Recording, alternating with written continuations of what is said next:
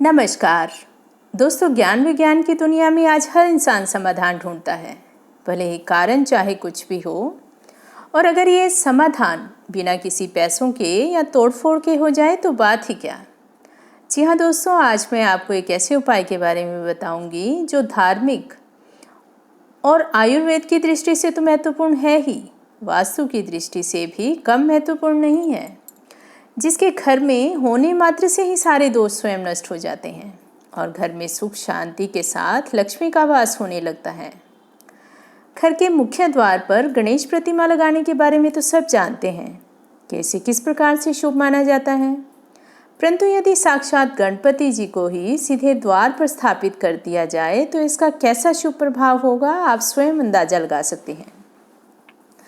दोस्तों, मैं बात कर रही हूँ श्वेतार्क के पौधे के बारे में, जिसे सफ़ेद आक, मदार या गणपति आक भी कहा जाता है।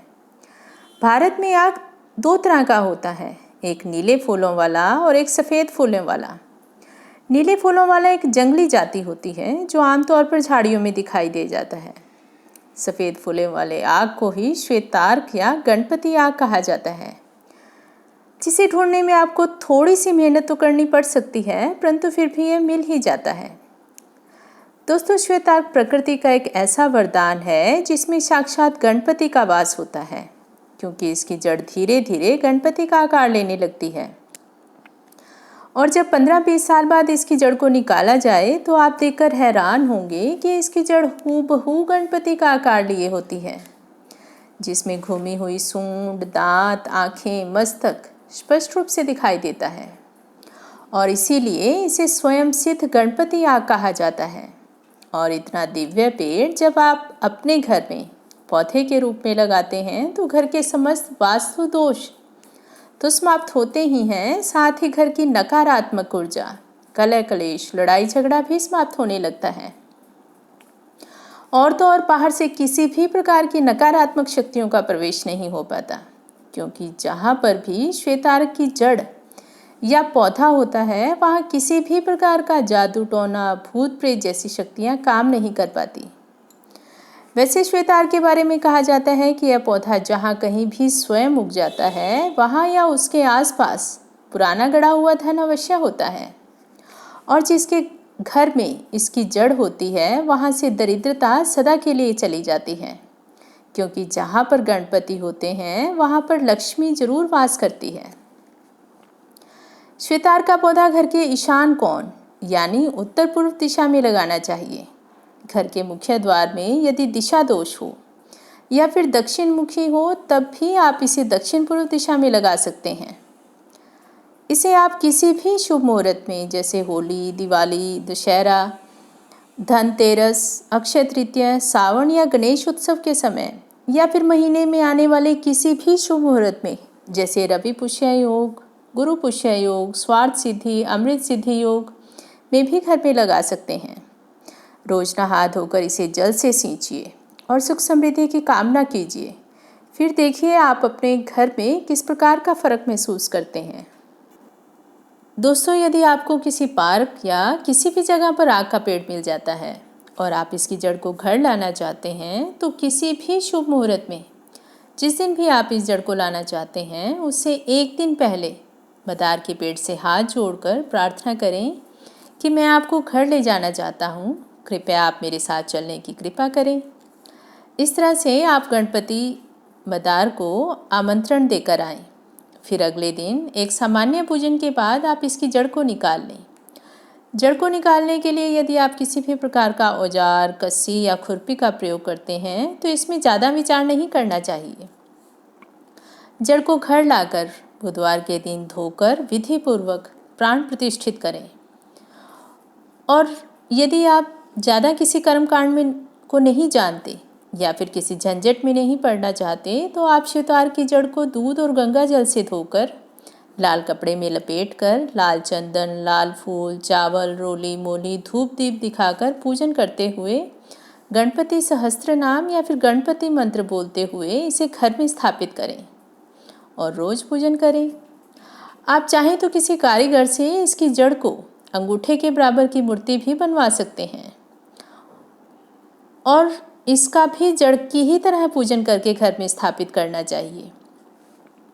आप देखेंगे कि श्वेतार्क की शक्ति धीरे धीरे जागृत होकर आपके घर के समस्त दोषों और जीवन की तमाम रुकावटों को दूर कर रही है। भगवान शिव को भी श्वेतार्क बहुत पसंद है, इसलिए इसके फूल पत्तों से भगवान शिव का पूजन किया जाता है। अगर आप इसके फूलों की बनावट को गौर से देखेंगे तो आपको लगेगा कि कुछ तो खास है इसमें। ये फूल इतने सुंदर होते हैं कि भगवान शिव के लिए ही बनाया गया हो। दोस्तों, फूल पत्ते तो दिव्य है ही, इसका फल भी किसी वरदान से कम नहीं है। इसका फल गर्मियों में आता है और दिखने में लड्डू जैसा होता है। जब ये फल पक जाता है तो इसमें रुई और बीज निकलते हैं जो हवा के साथ उड़ते हुए दिखाई दे जाते हैं। हमें याद है बचपन में जब हम इन्हें पकड़ने के लिए दूर तक चले जाया करते थे और इन्हें बुढ़िया के बाल कहते थे। इस रुई को संभाल कर रख लेना चाहिए। आप चाहें तो इस रुई की बत्ती बनाकर जोत जला सकती हैं, इसे भी बहुत शुभ माना जाता है। इसके अलावा यदि कोई बच्चा बहुत बीमार रहता हो और बार बार नज़र लगती हो या पढ़ाई में या दिमागी तौर पर कमज़ोर हो, तो ऐसे बच्चों को इस रुई का तकिया बनाकर सोने के लिए देना चाहिए। आप देखेंगे कि बच्चों में धीरे धीरे सुधार आ रहा है। श्वेतार्क का पूजन करने से या इसकी चीज़ों का सेवन करने से या फिर प्रयोग करने से बुध और केतु ग्रह मजबूत होते हैं और बुध और केतु ग्रह से संबंधित दोष दूर होने लगते हैं।